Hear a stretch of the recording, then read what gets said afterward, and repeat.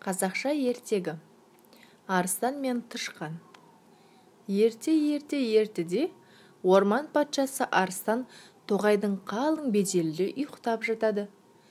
Бір тышқан ойнақтап үстінен жорғалап жүргенін сезіпті. Арыстан ұйқысынан ызаланып оянып, тышқанды ұстап алып өлтірмекші болғанда, тышқан жалбарынып: Тақсыр, мені өлтірмеңізші, бір жолға кешіре көріңіз, деп. Бір күні мен де бір қызметіңізге жарармын, деп қоя беріпті. Арыстан оның сөзіне күліп: Сен өзің кішкентай ғана бір тышқансың, менің қандай қызметіме жарамақсың, деп жаны ашып байғұс тышқанды қоя беріпті. Тышқан байғұс қуанып: Арыстан досым, деп жүгіріп ойнап кете беріпті. Күндердің күнінде Арыстан жортып ойнап жүріп, аңшылардың құрған тұзағына түсіп қалыпты.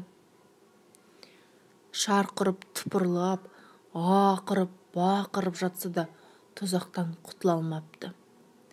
Сол жерден өтіп бара жатқан тышқан Арыстанның бұл халін көріп, қасына келіп қарап тұрса, сонда Арыстан тышқанға қарап: Лажың бар ма бұған қылар, деп жыламсырапты. Тышқан дереу өткір тістерімен тұзақтың жіптерін кеміріп, қиып кеп жіберіп, Арыстанды тұзақтан құтқарыпты.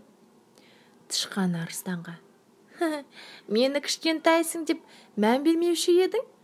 Міне, мен сені бір ажалдан алып қалдым, деп күліпті.